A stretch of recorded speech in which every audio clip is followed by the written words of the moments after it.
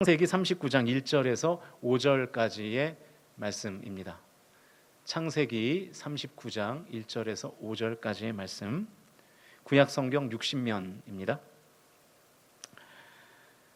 창세기 39장 1절에서 5절까지의 말씀을 한 절씩 나누어서 교대로 읽고 마지막 5절은 다 같이 읽겠습니다. 제가 먼저 1절 말씀을 읽습니다. 요셉이 이끌려 애굽에 내려가매 바로의 신하 친위대장 애굽 사람 보디발이 그를 그리로 데려간 이스마엘 사람의 손에서 요셉을 산이라.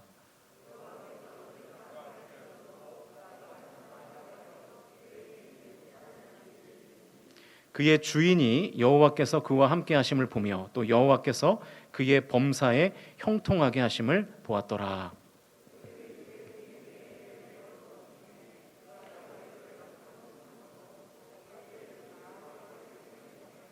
다 같이 읽습니다.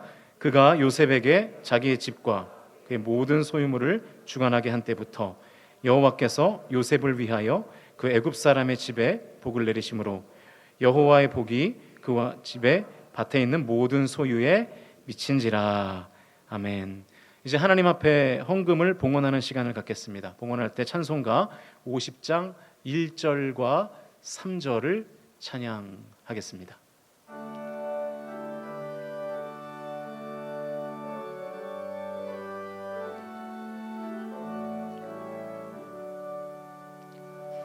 내게 있는 모든 것을 아낌없이 드리네. 사랑하고 의지하며 주만 따라 살리라. 주께 드리네. 주께 드리네. 사랑하는 구주 앞에 모두 드리네. 내게 있는 모든 것을 주를 위해 드리네. 주의 성령 충만하게 내게 내려주소서. 주께 드리네. 주께 드리네. 사랑하는 구주 앞에 모두 드리네.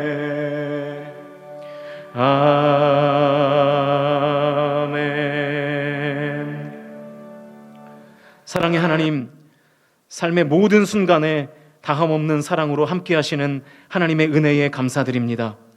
이 시간 정성껏 준비한 예물을 구별하여 드리오니 하나님 기쁘게 받아 주시옵소서. 드리는 헌금이 외식이나 위선으로 드리는 것이 아니라 오직 구원받은 은혜에 감사하며 믿음으로 드리는 헌금 되게 하옵소서. 자비의 하나님, 우리가 드리는 일부를 우리 소유의 전부가 당신의 것이라는 고백과 함께 드립니다. 10의 1조로 감사 헌금으로 선교 헌금 등의 다양한 제목으로 드릴 때 드림이 복이 되는 큰 역사 있게 하여 주옵소서. 드릴 수 있는 마음이 있는 것도 은혜이고 드릴 수 있는 물질이 있는 것도 은혜입니다. 드림으로 우리의 소유가 적어지는 것이 아니라 더 풍성해지고 드림으로 우리의 영혼과 믿음이 더욱더 부요해질 것을 믿습니다. 우리의 작은 마음과 고백을 받아주심에 감사하며 예수님의 이름으로 기도하옵나이다. 아멘. 할렐루야. 할렐루야. 우리 옆에 분들과 인사 한번 나누실까요? 은혜 받읍시다. 한번 인사하시길 바랍니다. 은혜 받읍시다. 네, 감사합니다. 여러분 오늘 예배가 조금 분주하죠? 네, 이제 차차 적응이 될 겁니다. 좀 이해해 주시고, 지금 여기 강단이 조금 어두운 게 좀 달라졌죠. 그 화면이요, 유튜브 송출 화면이 좀 원활하지 못해서 요거 강단 불빛을 조금 꺼야 유튜브 화면이 좀 잘 나갑니다.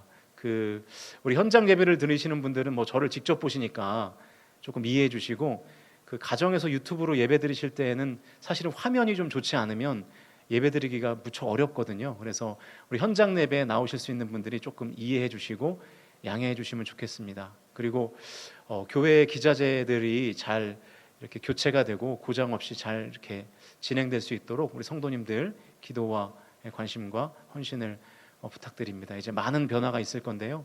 우리 기도해 주시고, 그래서 우리 교회가 젊은 집사님들, 젊은 청년들이 마음껏 나와서 예배할 수 있는 교회가 되기를 주님의 이름으로 간절히 부탁드립니다. 오늘은 고난의 이론과 실제 파트 1이라는 제목으로 말씀 전하겠습니다. 오늘 설교의 주제가 뭘까요?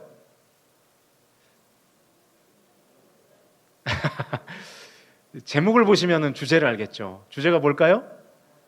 그렇습니다. 고난입니다. 하나님을 믿는 사람이든 믿지 않는 사람이든 고난은 다 있습니까? 없습니까? 어떻게 아시죠? 네, 잘 아시네요. 근데 이렇게 믿는 사람들이 고난에 대한 잘못된 생각을 가지고 있거든요. 그게 뭐냐면 하나님을 믿으면 고난이 비켜간다라고 생각하는 거예요. 그래서 하나님을 부적처럼 여기는 거죠. 내가 하나님을 잘 품고 있으니까 고난이 나를 비켜갈 것이다, 이렇게 잘못 생각하는 거죠. 운수대통한다고 생각하는 거예요. 맞습니까? 교회 다니면 운수대통 하나요? 교회 다니면 암에도 안 걸리고, 교회 다니면 자녀들이 다 저기 스카이 가고, 그렇습니까? 그러면 참 좋겠는데 그렇지 않는 게 문제겠죠. 아니, 오히려요, 하나님을 제대로 믿으면 믿을수록 뭐가 커져요? 고난이 커집니다. 고난이 커져요. 여러분, 설교도요, 복음적인 설교면 설교일수록 유튜브에 뭐가 더 많아지는지 아세요? 이게 더 많아집니다. 이게 나빠요가 더 많아져요. 그러니까 성경 그대로 하나님의 뜻을 전하면 별로 성도들이 좋아하지 않습니다. 이렇게 복 받는다는 얘기, 항상 축복한다는 얘기, 이런 얘기 해야 좋아하시지, 이렇게 뭐 당신들 뭐 회개해야 됩니다, 거듭나야 됩니다, 이런 얘기 이렇게 말씀드리면 안 좋아하시잖아요. 그런데 여러분, 사실은 성도가 신앙생활을 잘하면 잘할수록 고난이 많아지는 게 사실입니다. 그래서 빌립보서 1장 29절을 보시면 이런 말씀이 있는데, 우리 화면을 보시면서 같이 읽어보겠습니다. 시작. 그리스도를 위하여 은혜를 주신 것은 다만 믿을 뿐 아니라 또한 그를 위하여 고난도 받게 하려 하심이라.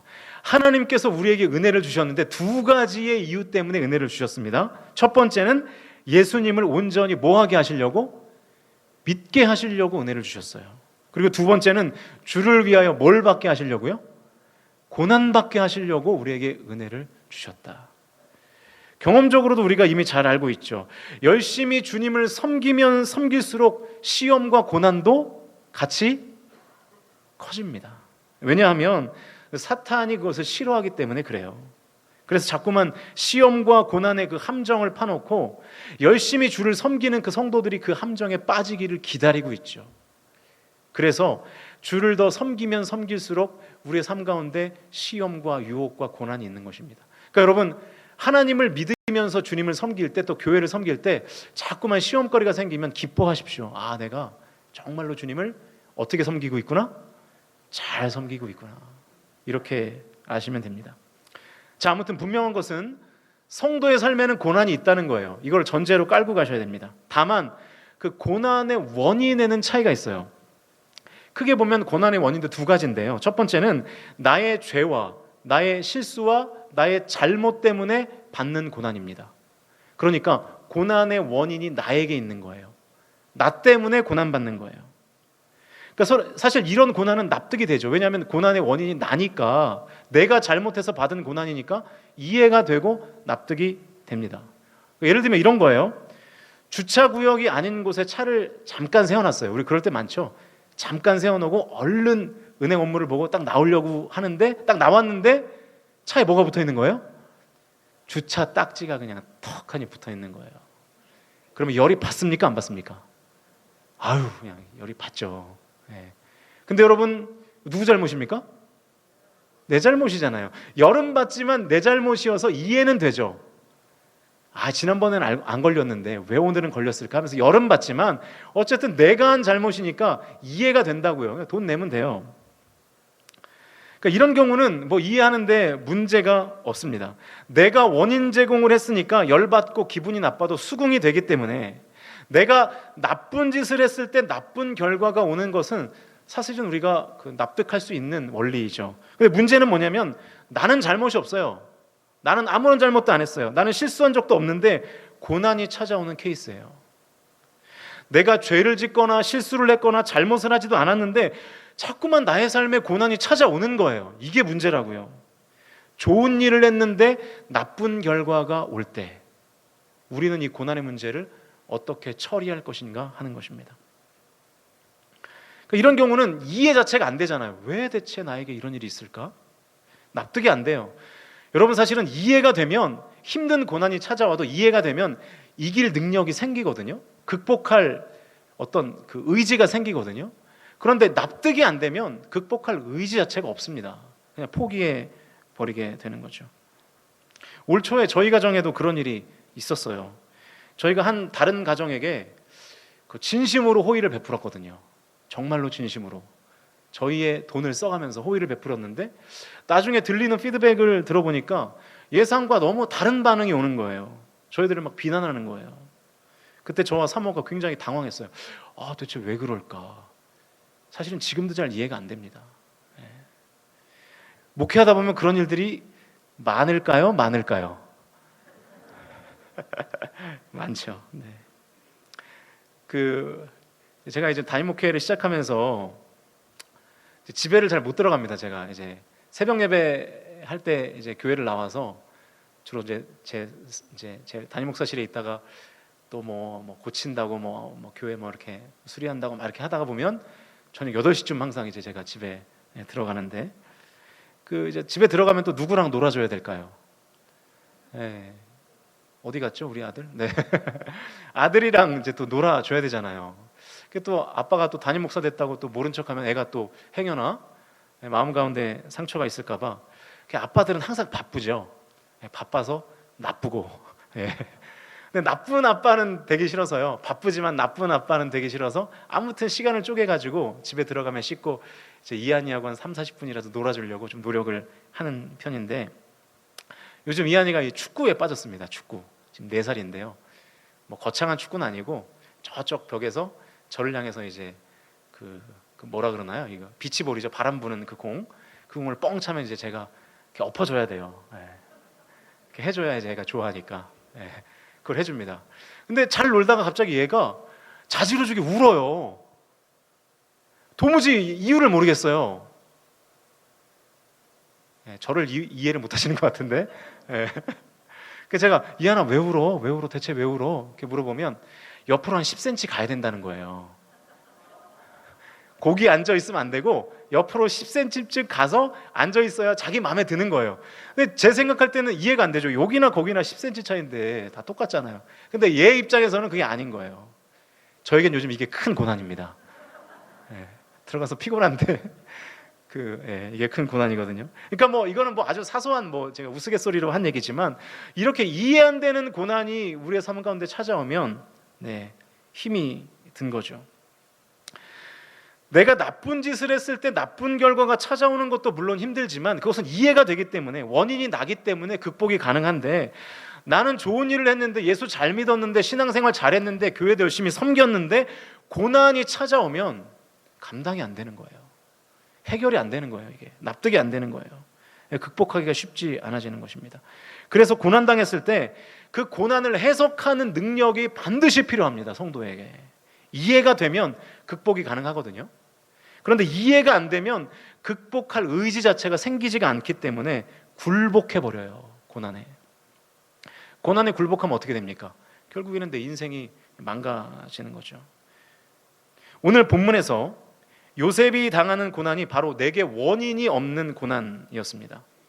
그래서 요셉을 배우면 내 삶에 나에게 원인이 없는 고난을 우리가 다루는 방법을 깨달아 알 수 있게 되는 것이죠. 바라기는 오늘 이 메시지를 통해서 성광의 모든 가족들이 고난에 굴복하지 않고 고난을 극복하실 수 있기를 주님의 이름으로 간절히 축원합니다.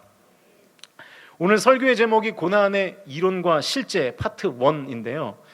사실은 제가 이 실제 파트까지 준비를 다 했어요. 어제 준비를 다 했는데 준비를 다 하다 보니까 원고가 너무 길어져가지고 그것까지 다 하면 또 젊은 목사 또 설교하는데 또 설교까지 길게 한다고 뭐라고 하실까봐 그래서 실제 부분은 잘라냈습니다. 다음 주에 하려고 잘라냈고 오늘은 이론 부분만 다루겠습니다. 본문 39장 우리 1절 같이 한번 읽어볼까요? 39장 1절입니다. 읽습니다. 시작. 요셉이 이끌려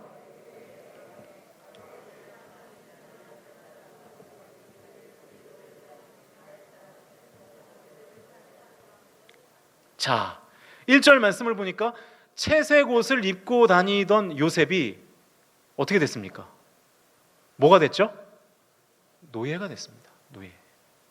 하루아침에 노예의 옷을 입게 됐어요. 그러니까 쉽게 설명하면 에르메스를 입다가 메리아스를 입게 된 거예요. 1부 때는 안 웃으시던데 성공했습니다. 그렇게 된 거예요. 명품 옷을 입다가 이건 무슨 옷 같지도 않은 옷을 입게 된 겁니다. 요셉이 기가 막히지 않았겠어요?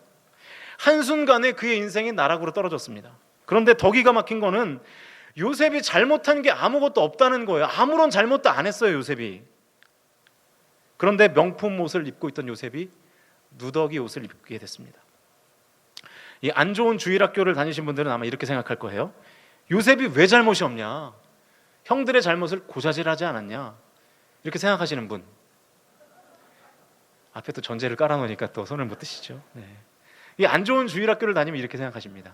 저는 우리 성광의 교회 학교가 명문 교회학교 되기를 축복합니다. 제 1부 때도 우리 선생님들한테 열심히 돕겠다고 제가 다짐을 했어요. 장로님들 많이 도와주십시오. 열심히 도와야 됩니다. 그렇지 않다는 거예요. 요셉이 형들의 잘못을 아버지 야곱에게 말할 때 나이가 17살이었어요.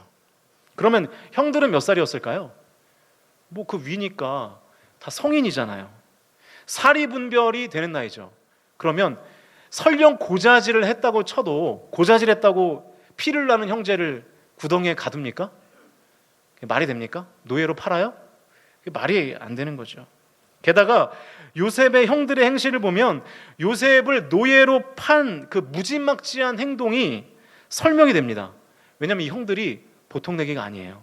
창세기 34장을 보면 다말이라는 여동생이 이 세겜성의 추장의 아들에게 강간을 당하는 사건이 나오거든요. 그 일에 분노한 그 요셉의 형들이 어떻게 하냐면 세겜에 있는 모든 남자들을 다 죽여요. 그리고 여자들과 자녀들을 노예로 끌고 옵니다. 게다가 요셉의 첫째 형 르우벤은 자기 아버지의 첩이었던 빌하와 성관계를 갖습니다. 그래서 장자로서의 지위를 박탈당해요. 그러니까 요셉의 형들의 삶이 거의 조폭 수준이었습니다. 굉장히 질이 좋지 않은 그런 형들이었죠. 그러니까 요셉의 형들이 요셉을 노예로 판 것은 요셉의 잘못이 아니라 누구의 잘못이라고요? 형들의 잘못이에요. 형들의 잘못. 요셉은 아무런 잘못이 없어요. 그냥 정의로웠을 뿐입니다. 노예로 팔려가기까지 요셉의 잘못은 아무것도 없다고 보는 것이 맞습니다. 그러니까 요셉은 지금 원인 없는 고난을 당한 거예요. 아니면 오히려 너무 정의롭게 살아서 고난을 당한 겁니다. 그래서 애굽의 노예로 팔려갔죠. 자, 그러면 요셉은 이런 황당한 고난을, 아무런 이유도 없는 고난을 어떻게 이해했는가? 그것을 이해해야 우리가 이제 극복할 거 아니겠습니까? 이해가 안 되면 고난에 굴복한다고 제가 말씀드렸죠. 그래서 이해하는 것이 중요한 것이죠. 이유 없는 고난을 이해하는 것은 저는 이것을 고난의 이론화 과정이라고 생각합니다. 고난을 어떤 이론을 정립하는 거예요. 그리고 행동으로 그 고난을 극복해 나가는 것은 고난의 실제겠죠. 그래서 오늘 설교의 제목이 뭐라고요? 고난의 이론과 실제. 자, 그러면 오늘은 먼저 고난의 이론화 과정이 어떻게 되는지를 보시죠. 성경은 요셉의 이유 없는 고난을 뭐라고 말하고 있는가를 보면 됩니다. 2절 말씀인데요. 2절 같이 읽겠습니다. 2절 시작. 여호와께서 요셉과 함께 하심으로 그가 형통한 자가 되어 그의 주인 애굽 사람의 집에 있으니. 여러분, 이 2절 말씀을 보면요, 말도 안 되는 한 단어가 등장해요. 그게 뭘까요? 답이 나왔습니다. 뭘까요? 두 자입니다. 뭘까요? 형통입니다. 형통. 요셉은 채색 옷을 입고 살았습니다. 그러다가 노예 옷을 입게 됐어요. 에르메스 있다가 메리아스 입게 됐습니다. 그런데 형통이래요. 말이 됩니까? 안 됩니까? 어떻게 이게 형통이죠? 누가 봐도 고난이잖아요. 그런데 성경은 요셉을 형통한 자가 되었다 이렇게 말합니다. 하나님이 한 번만 말씀하셨으면 그냥 그렇게 말씀하셨습니다 이렇게 할 텐데, 하나님이 또 말씀하시잖아요. 23절인데요 39장 23절 같이 한번 읽어보죠. 시작. 간수장은 그의 손에 맡긴 것을 무엇이든지 살펴보지 아니하였으니 이는 여호와께서 요셉과 함께 하심이라. 여호와께서 그를 범사에 형통하게 하셨더라. 하나님께서 요셉을 또 범사에 형통하게 하셨대요. 근데 여러분, 이 23절 말씀 당시에 요셉의 신분이 뭔지 아십니까? 죄수였어요. 죄수가 됐어요. 노예였다가 죄수가 됐는데 하나님 지금 뭐라고 말씀하시는 거예요? 형통한 자가 됐대요. 하나님 좀 양심이 없으시죠? 네. 왜 성경은 노예로 팔려간 요셉에게, 또 억울한 누명을 쓰고 감옥에 간 요셉에게 형통이라는 단어를 갖다 붙였는가? 그것이 오늘 설교의 핵심입니다. 이런 거예요. 이유 없이 당하는 고난은 고난이 아니라 형통이라는 거예요. 그게 성경의 뜻입니다. 더 정확하게 얘기하면 이유 없이 당하는 고난은 형통으로 가는 과정이라는 거예요. 고난으로 끝나는 게 아니라 형통으로 가는 길이라는 것입니다. 그래서 하나님이 노예가 된 요셉에게도, 죄수가 된 요셉에게도 형통이라는 단어를 갖다 붙이고 있는 겁니다. 사랑하는 성광의 가족 여러분, 가정에서 유튜브로 예배드리는 우리 성광의 가족 여러분, 혹시 이유 없는 고난 중에 계십니까? 이유 없이 당하는 고난은 절대로 고난으로 끝나지 않는다는 것을 저와 여러분이 믿으실 수 있기를 주님의 이름으로 간절히 축복합니다. 숏텀으로 보면, 짧은 기간으로 보면 고난일 수 있어요. 그러나 롱텀으로 보면, 인생 전체를 놓고 보면 그것이 그냥 고난으로 끝나는 것이 아니라 형통으로 가는 과정인 거예요. 형통으로 가는 길인 거예요. 오늘 확실히 정리합시다. 이유 없는 고난을 내가 당했을 때 그 이유 없는 고난이 뭐라고요? 형통으로 가는 과정이다. 또 형통으로 가는 길이다. 이것을 믿으실 수 있기를 축복합니다. 아마도 처음에는 요셉도 잘 몰랐을 겁니다. 노예가 됐을 때도 잘 몰랐을 거예요. 죄수가 됐을 때도 잘 몰랐을 겁니다. 그런데 이집트의 총리가 됐을 때 요셉이 비로소 그간의 고난의 의미를 깨달았던 것 같아요. 그래서 창세기 45장 5절에 보면 형들에게 요셉이 이렇게 고백하거든요. 화면을 보시면서 같이 한번 읽어보시죠. 읽겠습니다. 시작. 당신들이 나를 이곳에 팔았다고 해서 근심하지 마소서. 한탄하지 마소서. 하나님이 생명을 구원하시려고 나를 당신들보다 먼저 보내셨나이다. 무슨 얘기예요? 표면적으로는 형들이 나를 판 것이지만 총체적인 관점에서 보면 이 모든 일이 누구의 섭리였다? 하나님의 섭리인 줄로 믿으시기를 축원합니다. 어떤 섭리요? 나를 이집트의 총리로 만들어서 많은 생명을 구원하게 하시려는 하나님의 형통의 섭리였다는 거예요. 요셉이 직접 자기의 입으로 한 고백입니다. 여러분, 지금부터 잘 들으십시오. 모든 고난이 다 형통으로 가는 과정은 아닙니다. 모든 고난이 다 형통으로 가는 길은 아닙니다. 제가 분명히 말씀드립니다. 모든 고난이 다 형통으로 가는 길은 아니에요. 그 중에 어떤 고난? 이유 없는 고난이 형통으로 가는 과정이고 길입니다. 내가 죄를 지었어요. 내가 잘못했어요. 내가 실수했어요. 그래서 찾아오는 고난은 형통으로 가지 않는다는 거예요. 우리는 이렇게 생각한단 말이죠. 모든 것이 합력하여 선을 이룬다고 말씀했으니까 회개 안 해도 그냥 지금처럼 쭉 죄 짓고 살아도 하나님이 결국 형통의 길로 인도하실 거야. 맞습니까? 틀립니까? 맞다고요? 틀립니다. 내가 죄를 지어서 받는 고난의 상황 가운데 있을 때는 즉각적으로 해야 될 것이 뭐냐면 회개입니다. 회개하셔야 돼요. 다른 방법이 없어요. 무릎 꿇고 하나님 앞에 회개하시면 하나님께서 고난을 끝내주실 줄로 믿습니다. 여러분, 착각하지 마시라고요. 나 때문에, 내 죄 때문에 고난을 당하는데 그냥 계속해서 죄 지으면서 가도 하나님이 형통을 주실 거다 이렇게 착각하시면 안 된다는 거예요. 그러나 내가 아무리 기도해봐도 내 삶을 아무리 반추해봐도 나에게는 그 고난의 원인이 없어요. 이유가 없는 고난이라면 이 고난에 대한 분명하게 정립된 이론이 있어야 됩니다. 그 이론이 뭐라고요? 고난이 아니라 형통으로 가는 길이다. 저를 한번 따라해 주시겠습니까? 고난이 아니라 형통으로 가는 길이다. 다시 한번요. 고난이 아니라 형통으로 가는 길이다. 믿으시기를 축복합니다. 우리가 이 믿음을 확실히 가지고 고난을 극복해 나간다면 모든 것이 합력하여 선이 될 줄로 믿습니다. 그러니까 이유 없는 고난을 만나면 얼른 이 이론을 꺼내서 내 머릿속에 집어넣으십시오. 고난이 아니라 형통으로 가는 길이다. 고난이 아니라 형통으로 가는 과정이다. 이것을 머릿속에 입력하시고 여러분의 삶을 디자인하시면 고난을 극복할 수 있고 결국 형통으로 가게 될 줄로 믿습니다. 그동안 우리가 가진 형통에 대한 정의는 좀 왜곡되어 있었어요. 세상 사람들이 말하는 운수대통이 우리는 형통으로 생각하는 거죠. 그런데 성경은 형통을 운수대통이라고 말한 적이 단 한 번도 없습니다. 오히려 형통은 운수대통이 아닙니다. 성경은 언제나 하나님이 함께 하시는 것을 형통이라고 말씀합니다. 오늘 본문 2절 말씀을 다시 한번 읽어볼까요? 2절입니다. 읽습니다. 시작. 여호와께서 요셉과 함께 하심으로 그가 형통한 자가 되어 그의 주인 애굽 사람의 집에 있으니. 자, 이 말씀을 보니까 요셉이 어떻게 형통한 자가 됐습니까? 여호와께서 요셉과 뭐 하심으로? 함께 하심으로. 여호와께서 요셉과 함께 하셨기 때문에 요셉은 형통한 사람이 된 줄로 믿습니다. 그러므로 형통이 뭐예요? 운수대통이 아니고요, 하나님이 나와 함께 하시는 것이 형통입니다. 하나님이 함께 하시는 것이 형통입니다. 할렐루야. 여러분의 삶에 늘 하나님이 함께 하시기를 주님의 이름으로 축복합니다. 그게 형통입니다. 세상에서 아무리 잘 나가도 그 사람이 죄 가운데 있으면 그 사람은 형통한 사람입니까? 형통하지 못한 사람입니까? 형통하지 못한 사람이죠.